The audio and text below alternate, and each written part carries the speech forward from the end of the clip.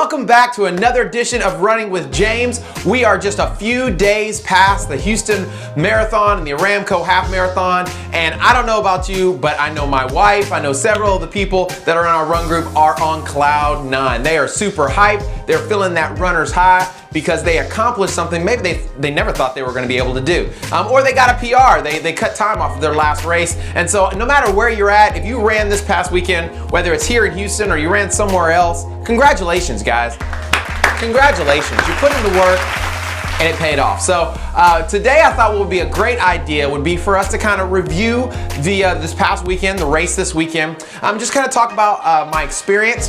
But I thought before I mentioned my experience, I thought would be even better idea is for you to hear from some folks that ran other than me this weekend. And so I'm gonna give you a little bit of a disclaimer.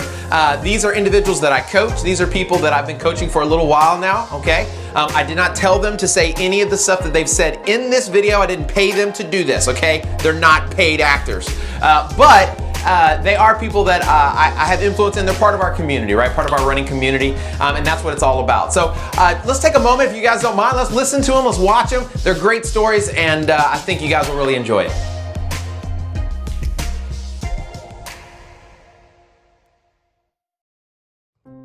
I've run the Houston Half Marathon many times, but last year I trained a lot more. I started coming to James's Spartan classes and working a lot more on my running, and so I expected that I would do really well in the race last year.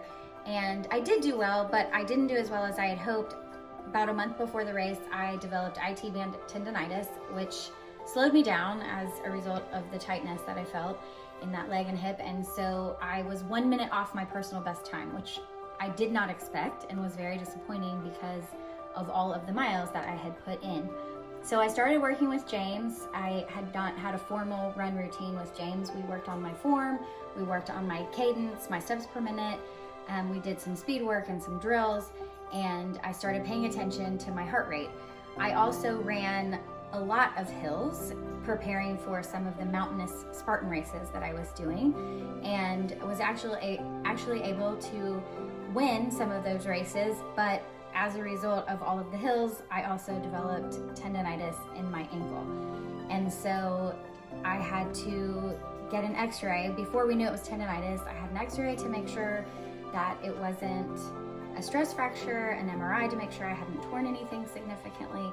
And so once I was cleared, after going to the orthopedist and getting some stretching and rehab exercises from the chiropractor, I was able to run the couple of weeks before the race, but for about the 6 weeks before that, I actually had to slow my pace and mileage down significantly. So I was unsure how I was gonna do on Sunday, but I was able to actually improve my personal best by 5 minutes and my time from last year by 6 minutes, running an 8:31 pace and finishing in an hour and 53 minutes. I was actually 93rd in my age group out of almost 1,200 women. So I am very excited about that.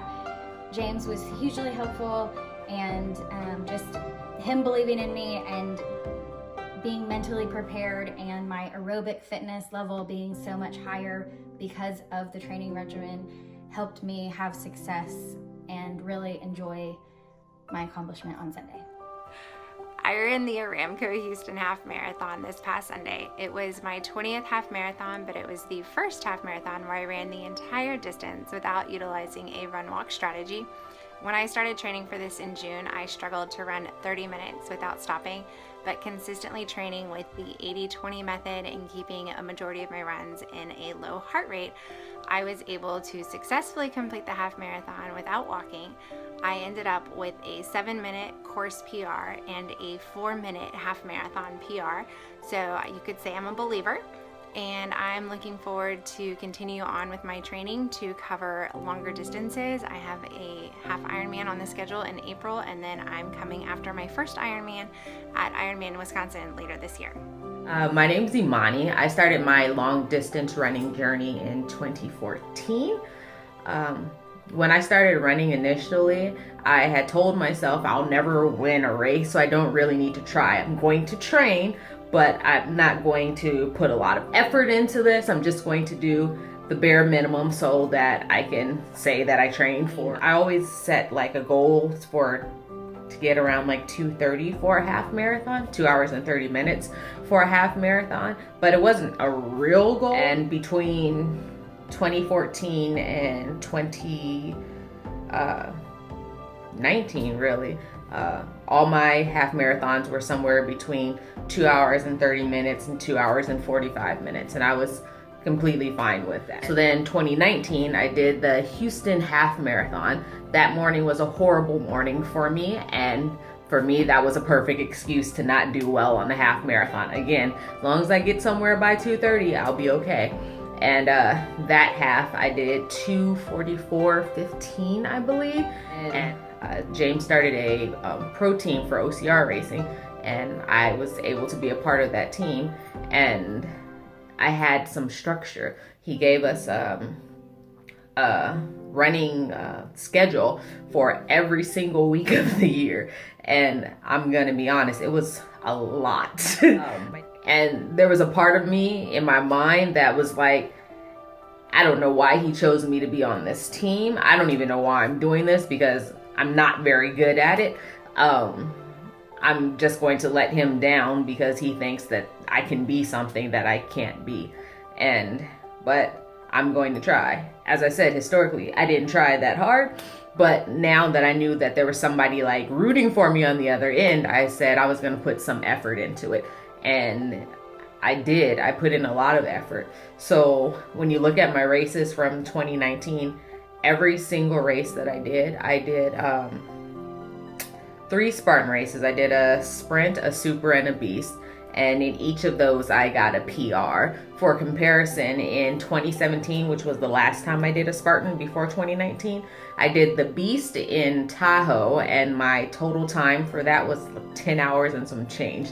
I know that's a long time, don't laugh. And then this year, I did the Spartan, the super, and the beast. And I did the total time for all 3 of those combined was 9 hours, which means I was 1 hour faster than it took me to do one race 2 years before that. I did a few half marathons, and again, I was getting those PRs. Prior to this year, my fastest half marathon was in 2015, and it was 2 hours and 29 minutes and some change. And then in September of 2019, I did a half marathon in Montreal, and I got 2 hours and 28 minutes and some change. And I was like, whoa, I'll never do better than that. But then James said, no, you can do better. And he set me with an even more rigid training plan. And again, I hated it. I didn't want to say anything to him. And honestly, he had this method of training that was like, train slow to go fast. And his goal for me for the Houston Half Marathon, which just passed, was to have a pace between 10 minutes and 15 seconds to 10 minutes and 20 seconds. And I was like, me? I'll never do that. I run like 2:30, 2:40s. Like 10 minutes, that's really fast. Like Saturday wasn't a good day for me health-wise. I only got 1 hour of sleep the night before the race. I was in pain all night. And normally my pain medication makes me drowsy. So again, I had the perfect reason to have excuses to fail terribly at this race. But I said, I'm not going to use these as excuses. I'm going to just get out there and give it all I got. And yeah, the race started. I was looking for the 10:30 pacer. I was right next to them, and then once we started walking towards the start line, they got super far from me, and I was really afraid that I wasn't going to have a pacer. And again, running this pace was just like freaking me out. So I had the alert set on my watch, and I was just gonna trust the process, I guess. James had told me before the race to trust your training, and I did a lot of training, so that's all I could rely on because all the odds were stacked against me for that day. I got out there and I ran the best race I've ever run, actually. I got 2 hours, 14 minutes, and 15 seconds, which is a 10 minute and 15 second minute per mile pace, which is the fastest that I've ever run a half marathon in my life. So you compare that to the half that I ran when I ran Houston in January 2019 to now, that's a 30-minute PR. But if you compare it to what I did in September, it's a 14-minute PR. But still, it's a PR, and it's the best that I've ever done. And I did not think that I could do it. Honestly, I didn't think I could do it. It was all about changing the way I think and telling myself that I'm going to do it. Not I'm going to try, telling myself that I'm going to do it and not giving myself the option to fail. And I know it sounds really cliche, but for me, I can get down on myself really, really easily and tell myself that, you know, I'm not good and like, you know, just all kinds of bad stuff. But sometimes all you need is one person to believe in you. And for me, that person was James. He believed in me when I didn't believe in myself. And if it weren't for his training regimen and all of his encouragement, and of course me putting in the work, I know that I would not have made this that amazing PR. And I'm just looking forward to what can happen in the future, because I'm apparently better than I thought, and I have way more potential in me than I knew I had. And there's probably some more that's tucked down inside of me that I don't know about, and I'm ready to just tap into that. And I'm so grateful. Wow. Wow, that was amazing. I'm verklempt. That was so awesome. Thanks guys for doing that. I did not pay them, once again, to say any of those very nice things that they said. And really, here's what it comes down to. Yes, they were encouraged. Yes, someone believed in them, but they put in the work. Those guys worked their tails off, and they did a great job. And I couldn't be more proud of them. Even though, you know, I know if you work and you put in the consistency and the effort, you're gonna get great results. But it's so wonderful just to kind of see the transition of not only people's bodies and their performance, but also their mindset, right? And so that's what it comes down to. And I don't know if you guys caught that or not, but there were 3 things that kept kind of like being said over and over again, right? They were consistent with their training. They put in a really good effort, and then they had a support structure. They had someone that believed in them and helped them and kind of guided them along the way. And so that's what it's all about, guys, not just in running, but in life in general. If you have those 3 things in your life, you cannot help but be successful, right? And so thank you guys once again for doing that. You guys are amazing. Okay, so I know now you're wondering, okay, James, you said you would tell us what happened. How did you do? So my wife and I ran the Houston Marathon this past weekend, and this was her first effort. So I told you guys last week, you know, I kind of had a plan where I was gonna race the first half portion, right, that 13.1, try to keep in my goal race pace from a Boston qualifier, and then I was gonna pace my wife the remainder of the way. And so to be 100% honest with you guys, last week, right, I wasn't 100% sure if I could make it or not.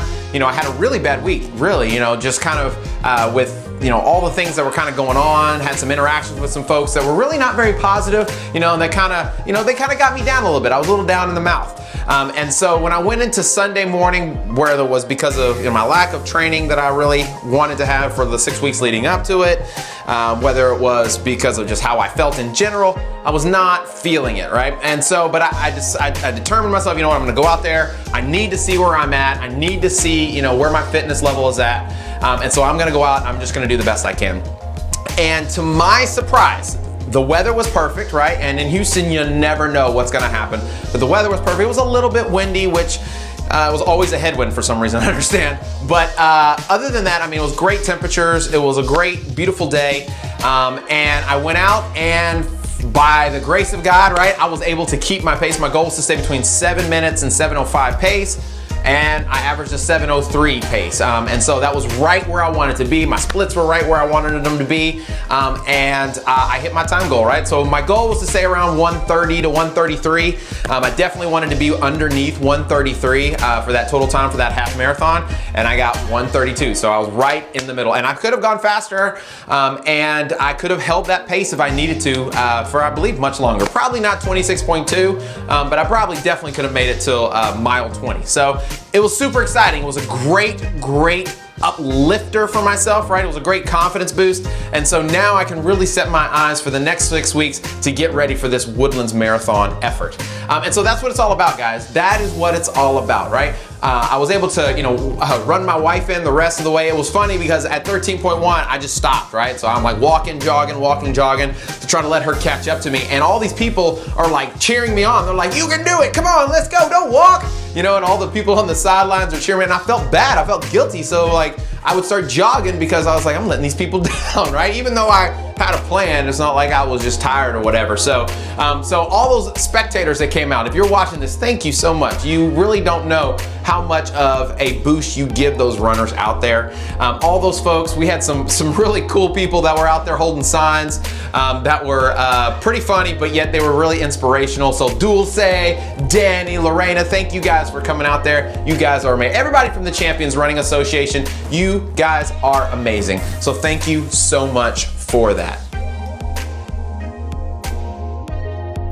And that's it, guys. That's all we have for you today. Thank you for coming in today. Once again, every time you guys come in, I'm so appreciative. Every time you hit that like button, every time you hit that subscribe button, thank you so much for doing so. You can follow us on Instagram at BCFitStatus. You can follow us on Facebook at the same. We've got a website as well. So anybody, if you're interested in run training programs, a little plug for myself, we do that, we do run plans, and I promise you we will help you get ready for whatever event that is. You can check that out at bcfitstatus.com. So thanks for coming in today, guys. Remember, if you get anything from this video, I hope you understand the reason why I say it every single week. If you change your mind, you can change your life. And so if you change the way you think about things, if you change the way you go about doing whatever it is that you're doing in your life, then I guarantee the outcome can be something completely different and so much better, right? So we want to speak positivity, we want to speak life, we want to do everything we can with the best effort we can, and we want to do it together. That's what building a community is all about. So thanks for coming in, guys. Click that like button, hit that subscribe button, share us with the people that you love. Thank you guys for coming in. I'm out. I got a lot of miles I got to get in because I got to get this Boston call. I'm getting it. I'm getting it. I'm getting it. I'm getting it. I'm getting it.